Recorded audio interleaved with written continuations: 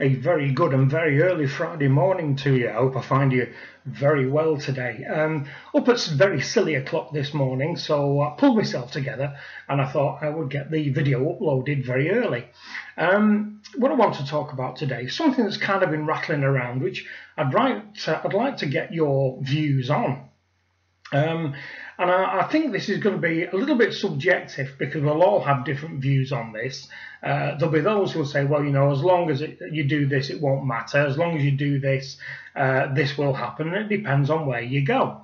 So as you probably gathered from the title, if you are in a situation, as I was like late last year, where I was going to buy a new Prestige Timpiece, and you've got your money saved, etc., and you wander into ADs and that kind of thing, what watch, if any watch, should you wear on your wrist? Now, the point I'm coming to here is, I suppose the question should be, are you treated differently if you have a Prestige watch on your wrist if you're going to buy a Prestige watch? So, we have two very similar looking watches here. One is the Hulk. The other is my Invicta Pro Diver.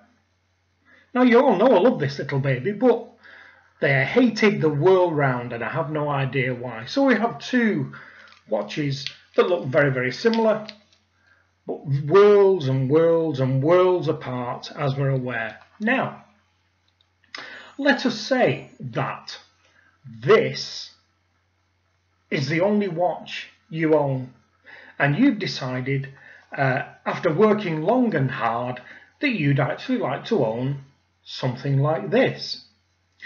So you decide to wander into Manchester, Birmingham, Leeds, London, LA, somewhere in LA or New York, for instance, and you go to one of the big ADs and you think, right, okay, I'm going to sit down and purchase something that I'm yearning for.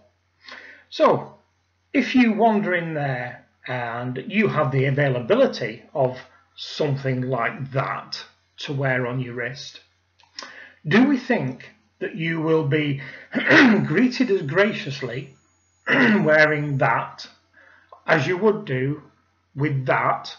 Or if you had that on your wrist, would they dismiss you completely? In fact, this kind of encompasses another question, doesn't it? Do people actually bother looking what's on your wrist? I know I've covered this in another video, but the point I'm trying to get to here, I guess, is my view is if you are going to spend a lot of money, you kind of have to look the part.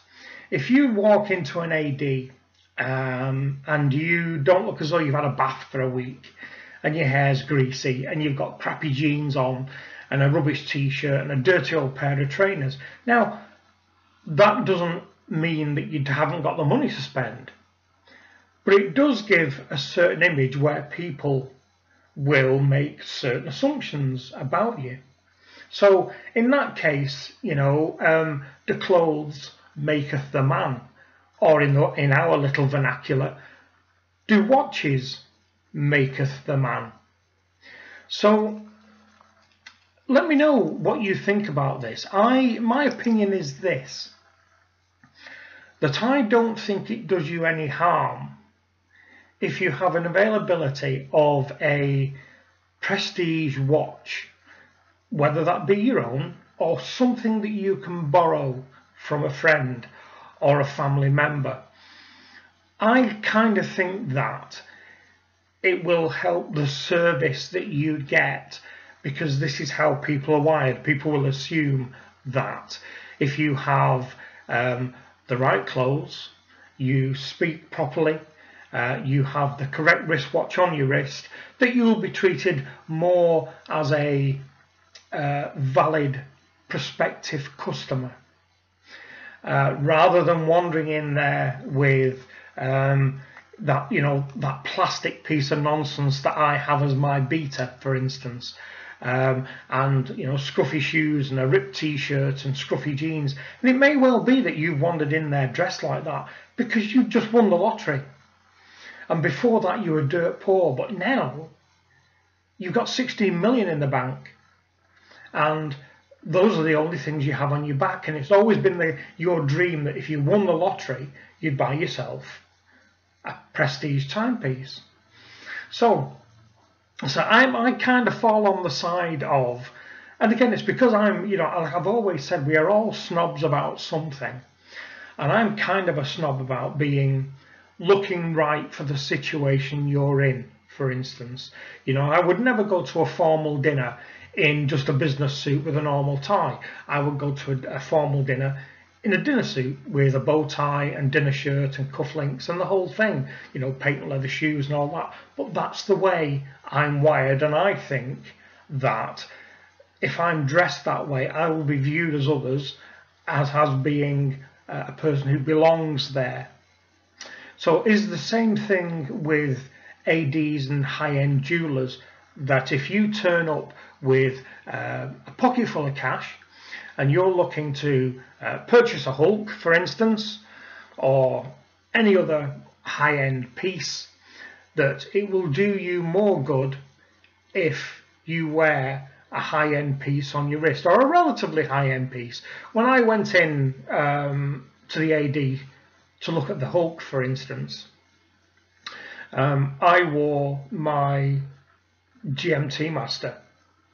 Now, in anybody's book, of course, that is worthy of attention. But what would have happened if I didn't have that? Now, fortunately for me, I had the Omega Seamaster Professional 300, which I would have also worn. But what happened if I didn't have that? I would have then had to have fallen back on some of my filler pieces, like that, for instance. I think it's a great looking watch, and to all intents and purposes, from a distance, it's a two-tone bluesy. So would you be better wearing something that looks like something, a filler piece, any filler piece, or nothing at all if you didn't have a prestige piece or access to a prestige piece? So that's the question. Have you ever bought your first prestige piece, but you didn't have anything else to signify that you were a valid customer, a realistic person of measured means, who could go in there and buy a watch of 6, 7, 8, 9, 10 grand, something like that? And what your opinions are on how you would be accepted if, for instance, you'd come into some money and you'd never had money before, and all you had were scruffy clothes, scruffy shoes, and you didn't have a watch, a decent watch to slap on your wrist, and you had, you know, the archetypal $6.99 petrol station piece, for instance, which you loved to bits, and it worked and everything else, and it kept good time, if that was the only watch you had. So that's it. Is there a school of thought whether, when you're buying prestige, do you need ideally to, one, look the part dress-wise, but two, more importantly, because it's a watch purchase, that you have to have on your wrist a prestige watch? That's it for this one. It'll be quite interesting to know, and let me know whether you've actually done this, or whether you know somebody who perhaps is going through that right now, and what reaction you got and what reaction they got, perhaps. So that's it for this one. Thank you very much indeed to my few new subscribers this week. We've taken quite a little leap up. We're heading towards the 300 subscriber now mark, and that's absolutely fantastic.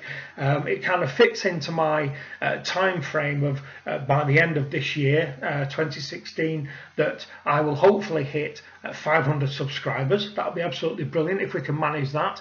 As always, if you're enjoying this, give it a thumbs up, do everything that everybody else is asking you to do, share it and like it and all that kind of thing.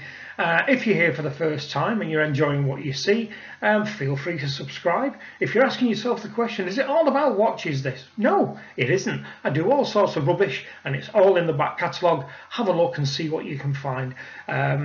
Feel free to subscribe. It would be great to welcome you on board, and it would be great to look forward to chatting to you in the comments section down below, where you will find questions, queries, suggestions for this kind of nonsense. So until the next time, I'll speak to you soon. Bye bye.